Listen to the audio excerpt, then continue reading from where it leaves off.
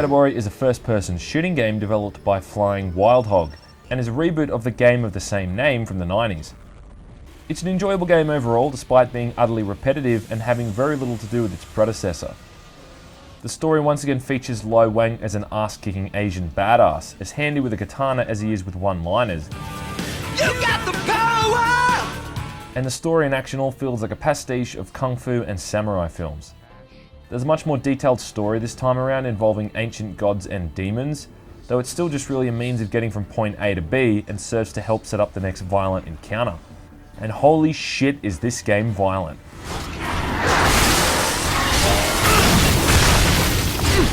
It's glorious to behold and real fun chopping demons up and darting around the environment wreaking havoc.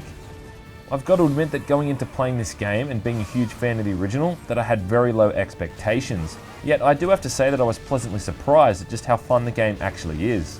Wang now has a whole range of unlockable skills and powers that can be used to personalize and adapt the gameplay to your own personal style. Killing enemies earns you karma, which functions as experience points to increase Wang's general abilities. Aside from this, you also come across crystals to unlock new offensive and defensive abilities. Personally, I put most of my points into the katana and healing skill tree, which seemed to make the game pretty easy for the first few levels. Once you've put some points into melee attacks, you're pretty much unstoppable, and those rare moments when you do take a hard hit, you can easily just fall back and heal yourself up in seconds.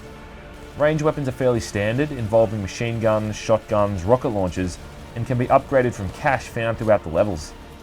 There's definitely much more of a focus on melee combat overall, and whilst the guns are varied and fun to use, they feel really underpowered and ineffective for the most part. Though this isn't really an entirely bad thing, as cutting shit up is much more enjoyable. One attack in particular has Wang do a full 360 while swinging his katana outwards, pretty much decimating everything in your path. Visually, the game looks decent enough. The environments have a lot of attention to detail with great texture work, creative lighting, and shadowing, but frame rates often seem to be all over the place, and I've had numerous crashes throughout the campaign.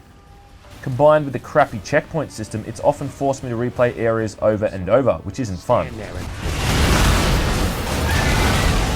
There are a lot of customization options in the visuals though, which is what you'd expect from a PC exclusive, so kudos to them for that. The sound design is also pretty damn good, with a non-intrusive soundtrack and lots of satisfyingly chunky gore and weapon effects. I did think Wang's voice actor sounds kind of phoned in sometimes. I can pay for it with money, or I can pay for it with blood. And a few of the other voice actor choices sound a bit off, but for the most part it does the job. Yet whilst it's all great fun and the carnage is relentless, it still doesn't feel like Shadow Warrior.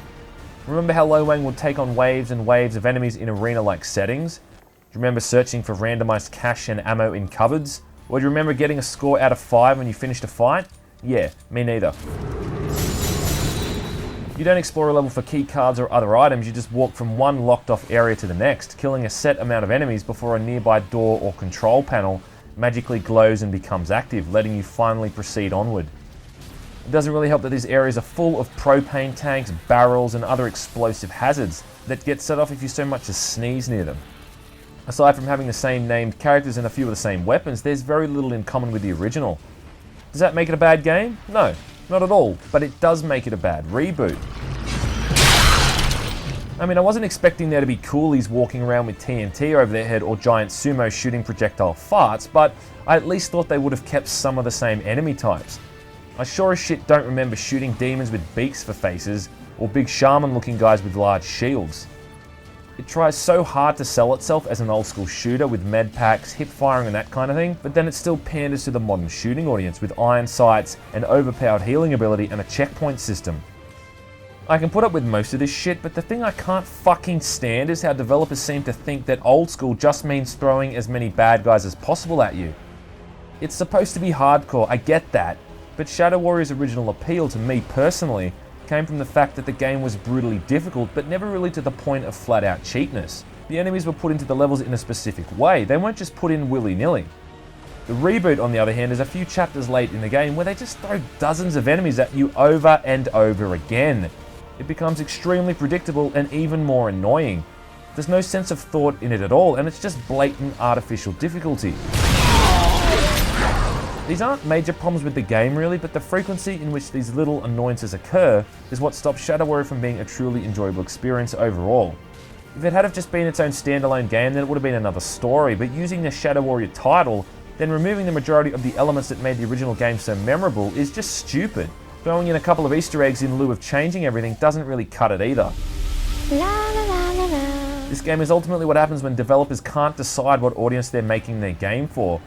It's got all these elements that aim for the older fans, but then like I said, it's also got elements trying to keep up with modern shooters, and it all just sits somewhere in the middle. Just pick a direction and go with it. Hail to the king, baby. It's funny that if you weren't a fan of the original game, this would be a much more enjoyable experience because you wouldn't constantly be making comparisons, which, let's face it, is impossible not to do. I still do think it's miles above all the COD clones on the market at the moment, and considering its pretty cheap price tag and surprisingly long story, it's probably worth checking out, if only for those brief cathartic moments early on in the campaign when you're in gore nirvana, slicing demons to pieces. But it sure as shit ain't what it claims itself to be. If this game is old school, then I am Mickey Mouse. It's available on goodoldgames.com and Steam if you feel like picking it up. La la la.